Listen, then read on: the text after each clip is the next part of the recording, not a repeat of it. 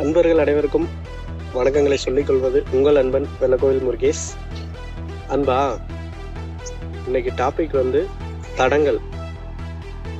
தடங்கள் அப்படின்னா தெரியாதவங்களே இருக்க முடியாது. ஏன்னா நம்ம பிறந்ததிலிருந்து எந்த ஸ்டேஜாக இருந்தாலும் சரி, தடங்கள் அப்படிங்கிற ஒன்று எந்த செயலாக இருந்தாலும் சரி, எல்லாத்துலேயுமே தொடர்ந்து வரக்கூடிய ஒன்று. ஆனால் அது சரி செய்ய முடியாத ஒன்றுன்னு சொல்ல முடியாது. எந்த ஒரு ஸ்டேஜ்லையுமே வரக்கூடிய தடங்கல்களை நம்ம ஃபேஸ் பண்ணி அதிலிருந்து மீண்டு வர முடியும், இல்லைங்களா?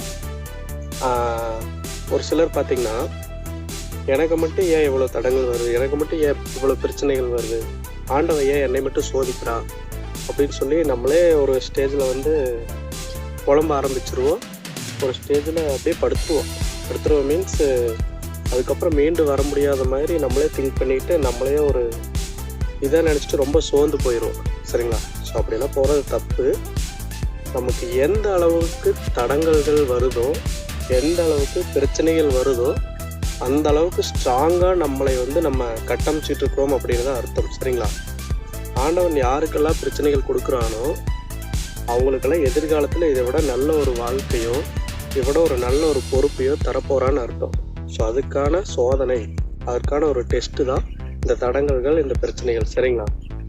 ஒரு சக்ஸஸான எந்த ஒரு மனிதராக இருந்தாலும் சரி, அவங்கள கேட்டு பார்த்தீங்கன்னா தெரியும், அல்லது அவங்களுடைய பின்னணியை பார்த்தீங்கன்னாவே தெரியும். அவங்களுடைய ஆரம்ப காலத்தில் நிறைய பிரச்சனைகளையோ, தடங்கல்களையோ, சோதனைகளையோ கடந்து தான் வந்திருப்பாங்க.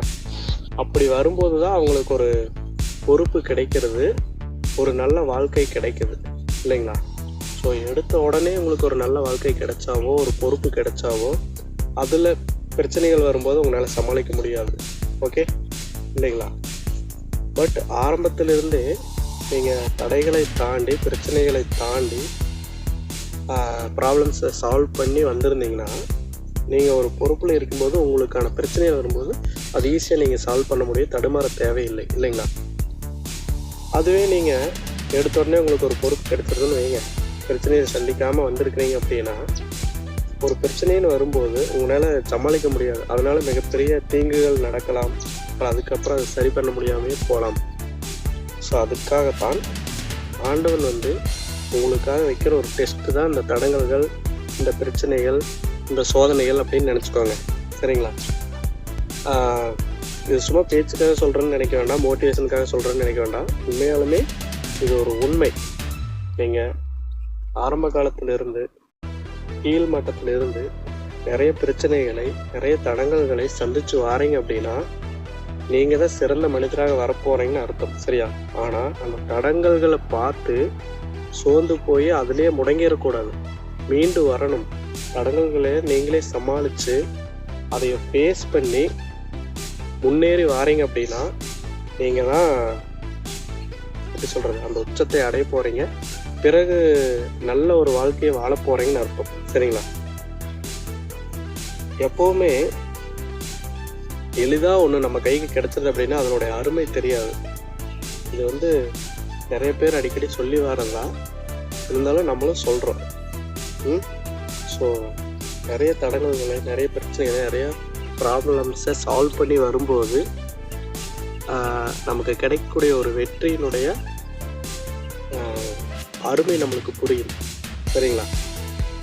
ஸோ இனிமேல் என்னுடைய அன்பர்களான நீங்கள் எவ்வளோ பெரிய தடைகள் வந்தாலும், சோதனைகள் வந்தாலும், அதெல்லாம் நமக்கான டெஸ்ட்டு. அதை பாஸ் பண்ணி வரும்போது மிகப்பெரிய சக்ஸஸ் அப்படிங்கிற ஒரு வாழ்க்கை உங்களுக்கு கிடைக்க போகுது அப்படிங்கிற மனசில் எடுத்துக்கிட்டு எல்லா ப்ராப்ளம்ஸையும் சால்வ் பண்ணி தட்டி தூக்கி எறிஞ்சிட்டு தடைகளை படிக்கற்களாக எடுத்துக்கொண்டு அந்த உச்சத்தை அடைய நீங்கள் முயற்சி விடாமுயற்சி விஸ்வரூப வெற்றி அப்படிங்கிறத உணர்ந்து வாழ்க்கையில் முன்னேற வாழ்த்துக்களை சொல்லிக்கிறேன், ஓகேங்களா? மீண்டும் நல்லதொரு காணொலியில் உங்களை சந்திக்கும் வரை உங்களிடமிருந்து விடைபெறுவது நான் உங்கள் நண்பன் வெள்ளக்கோவில் முருகேஷ். டாட்டா, பாய் பாய்.